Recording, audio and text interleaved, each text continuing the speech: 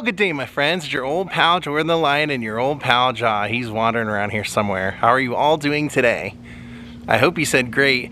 We're coming to you from Las Vegas, Nevada, and today we are going to talk about a great stand-up comedian, but probably most of us knew him as Arnold from Happy Days or Mr. Miyagi. We're going to talk about the great Pat Marita. We're going to go to the last home that he lived in here in Las Vegas, actually where he died.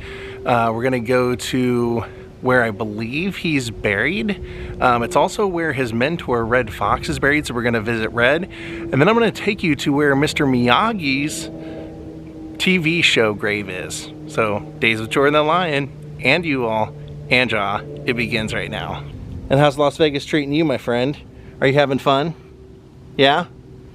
You want to go with me? Let's do it.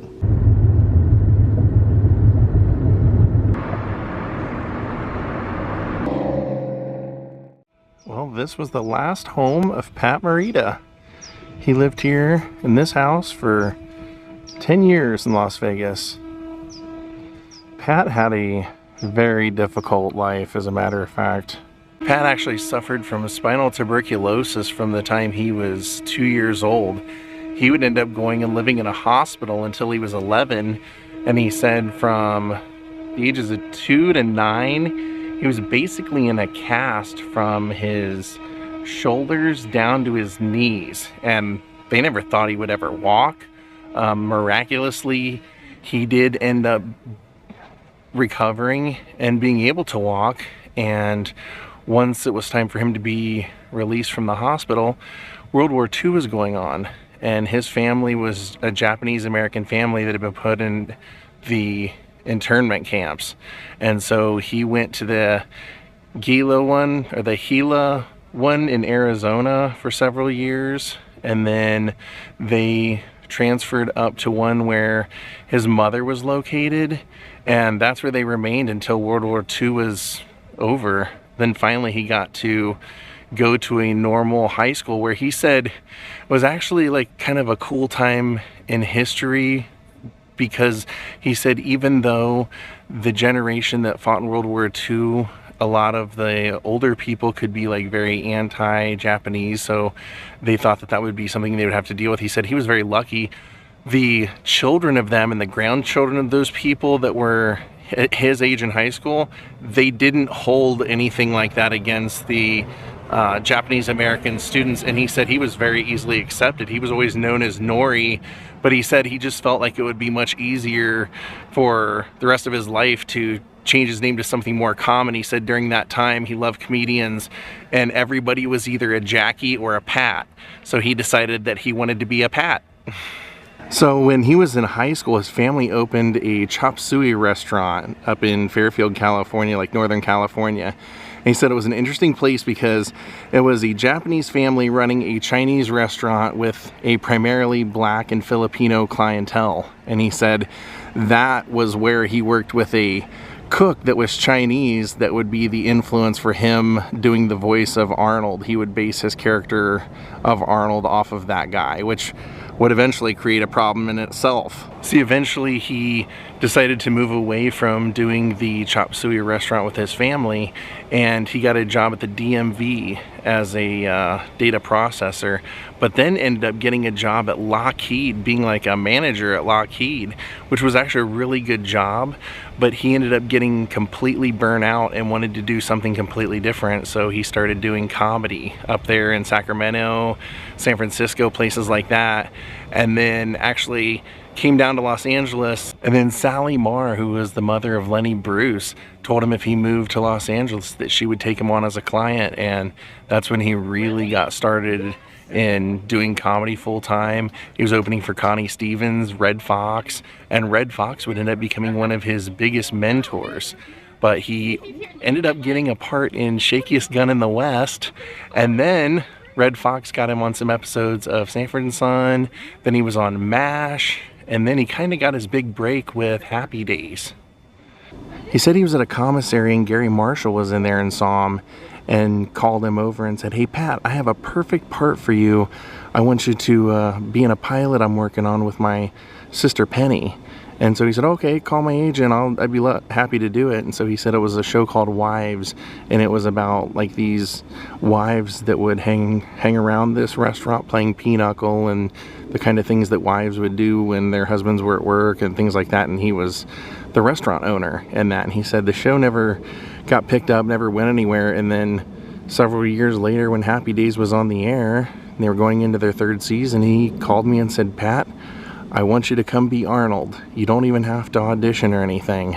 So he said he was excited to do it because nobody had ever seen Arnold the first 2 seasons. Anytime you ever heard about Arnold, it would just kind of refer to him, or you'd see like an image in the background passing, but you never ever saw or heard from him. And he said that he was about to record his first episode, and about 30 minutes before, Gary Marshall came over and said, pick an accent. We want Arnold to have an accent. It can be anything. So he said he just did the chop suey cook that he knew, and he did his laugh, the ho ho ho ho ho, you know, all that stuff. And he said it was a big hit. And then he goes, and then we're like going into the 5th week of filming, and they come to me and say that standards and practices were getting complaints from college students that were saying that Japanese actors shouldn't play Chinese characters, and they wanted to fire him from Arnold. And he said, hey, I am Arnold. And who said that Arnold was ever Chinese? He said his actor brain kicked in, and thinking about the fact of losing his job, he said, I immediately said, well, what if Arnold's father was Japanese, married his mother who was Chinese, they were in a French something or other. He went through this whole story and said, you know, and then his father left, and then his mother brought him to Milwaukee and raised him in Milwaukee with a Chinese accent. And they were like, okay, that's good enough for us. So he got to keep his job. But he was also very, very well known as Mr. Miyagi. And that was a part, he said, not only did they not write for him, they didn't even want to see him and didn't give him the part till the very last minute. He said that things weren't going so great in California, so he'd moved to Hawaii for a while and was doing pretty much any kind of gig he could get, like corporate events or, you know, little nightclubs or MCs or whatever. And he had just decided to see what he would look like if he grew his hair out and his beard and everything and just went like with a disheveled look. He said, and then he wasn't really getting much work over there, so he decided to come back and see what was going on. And he basically found out that they were trying to cast Mr. Miyagi, and his agent re-signed him and kept submitting him, but said that the producer did not want to see any comedians for this role. So no matter how many times they would kind of shop Pat Marita to him, he would turn it down. So finally they saw everybody they could see. Nobody was fitting the part, and the casting director said, I don't care what Jerry says, we're gonna see everybody for this, comedians included. And Pat came in and they just loved him, and he said he knew he was onto something because after he did his audition, they said, hey Pat, don't you want to take this script with you? You might need it. And he said it took 5 auditions later of them doing dress rehearsals and different things before he finally got the part. And then he said once he got the part, right before they started filming, he got a phone call from Jerry saying, Pat, I just wanted to call you and thank you for stopping me from making the biggest mistake of my life. Miyagi's going to be a great character, and you are Miyagi. So of course, as we know, it's legendary, and that's probably the biggest thing that he's known for. When I said Jerry, I meant Jerry Weintraub. He was nominated for an Academy Award for Best Supporting Actor for playing Mr. Miyagi, so at least he was recognized for it. And you know, for my age group, I didn't even know he was a stand-up comedian. He made his entire living as a stand-up for so many years. Had no idea.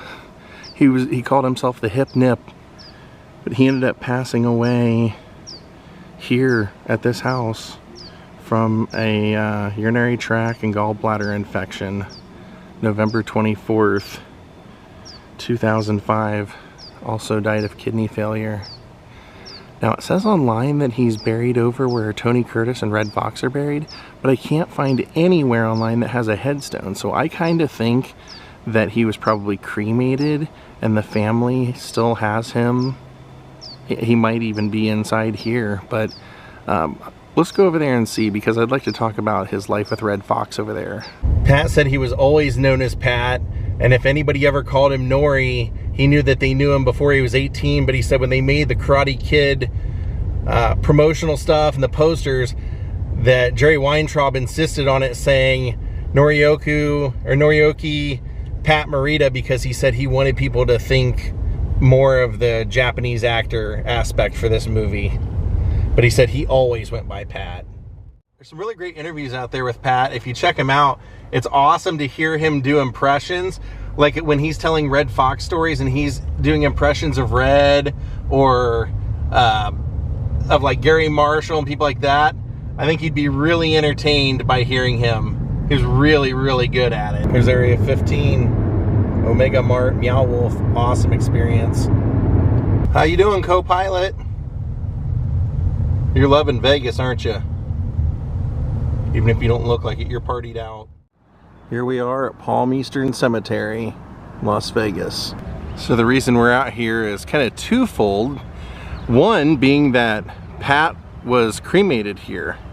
And everywhere you look online, it says that he's buried here or interred here, but he's not. I went to the office and asked them because I couldn't find any photos or anything online. And no, they said he was indeed cremated here, but they didn't know anything beyond that. But this is the final resting place of Pat's mentor, Red Fox. So let's go to his grave. We'll talk about some of the great things that Red did for Pat's career. So right over here you can see the headstone with the Red Fox on it. That is Red's. Purchased for him by Eddie Murphy. Eddie Murphy was producer of the last show that Red was working on and helped Red get work at the end of his life. Which is very fitting because Red did that for everyone. Red was known as being one of the most generous people in Hollywood, in the comedy scene in Las Vegas. He helped people constantly, financially, in any other way he could. The first way that he helped Pat was that he saw Pat in clubs. Pat was opening for him in clubs, and Pat said that Red would always give him grief and say, like, I don't like your name, Morita. It sounds like you're Italian. You got to change your name. He said every time he'd see me, he'd call me something different. He'd do like a play on my name. But he said we became good friends, and he became a real mentor to Pat. And he said when he got Sanford & Son, Pat was really not working that much at that time. He was trying to find work. And Red said, why don't you come down to the studio? You never know where we might be able to slide you in. He said, yeah, okay, you know, well, I guess I'll do that. And he went down there one day, and Red told the writer to write something for him, and next thing you know, there was Achu, who was on a couple of seasons of Sanford & Son. But even before that, when they were out touring together, Red would pull him aside and say, hey, you need to play to the cheap seats. You talk too quiet. You're talking to the people in the first couple of rows. You got to talk to the people in the very back. And he said he learned his lesson when Red took him to the Apollo, and they both performed at the Apollo, and he had to really perform to the back of the crowd. But he said the real thing that he learned from Red, or one of the major things, was that he said he had a second kid coming, and the place he was living, the rent was $400, and they were increasing the rent to $850. So his brother-in-law said, hey, why don't you go look for a house in the valley? Pat said there's just no way we could ever afford a house, like to buy one, and the rent's probably way too high there. And he said we went and looked, and we got lucky. We found a house in foreclosure, and we started the process and everything, and then 4 days before escrow, we were $3,500 short to make the payment. And I told my wife we had done everything. We had scrimped and saved. I had taken every gig I could take. We were still short, and we were going to lose everything we'd already put into it. And so he said I went to Red with my wife, and he said the first thing I learned was that Red was superstitious about pregnant women. He did not like to have pregnant women around him. So he said we walked in, she goes, good God, Marita, is she gonna pop? And he said, I told her to go sit over off to the side, and I told him, you know, Red, we found a house, and I explained everything to him, and I said, is there anything I can do to borrow the money from you? I'll work it off. I'll do, you know, anything you need me to do to do this. And Red said, well, I don't have any small change on me right now. So he called his secretary in. He wrote out a check for $3,500 and he told Pat, I don't want to hear about IOUs or paybacks or anything like that. I know you're going to make it, Marita, and I want you to help somebody else just like this someday in your life when they need it. And he said, I helped numerous people because of that, and that really helped him. That helped him get his house, helped his career continue going. Red was just a great friend to Pat his whole life. Now, of course, Pat Marita was well known for Karate Kid, and when they brought back Cobra Kai, since Pat, you know, could not be in it, obviously, they have made many references to him, made him a part of the storyline, and even Daniel went and visited his grave. They filmed that in Atlanta, so I will show you where that was when I made my excursion out to that cemetery to find where they had the fictitious grave of Mr. Miyagi. Here we are, Westview Cemetery, for our next location.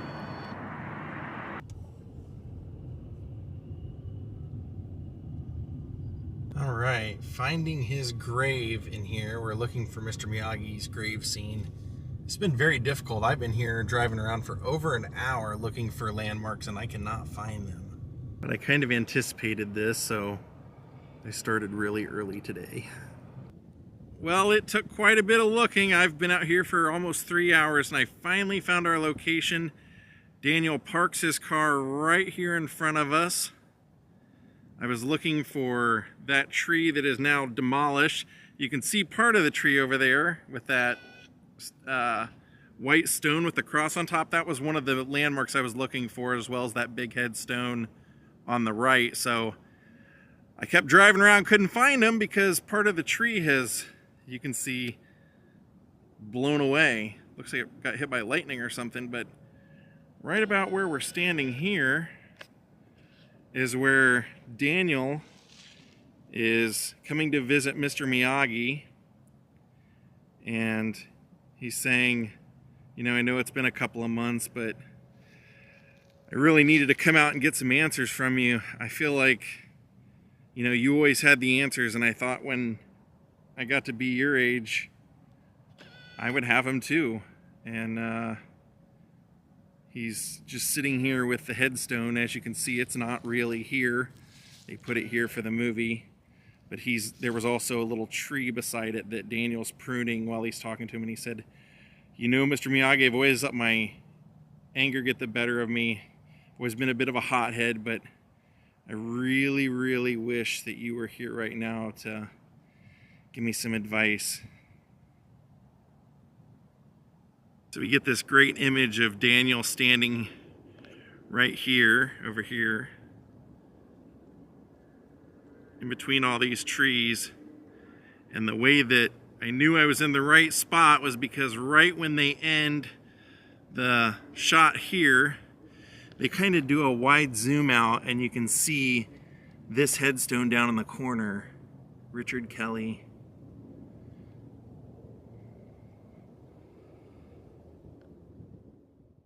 So sadly, and to my surprise, Pat was a lifelong alcoholic, or at least really suffered from it for a long time in his career. In fact, he was writing his memoirs towards the end of his life, and this was something he was talking about in there.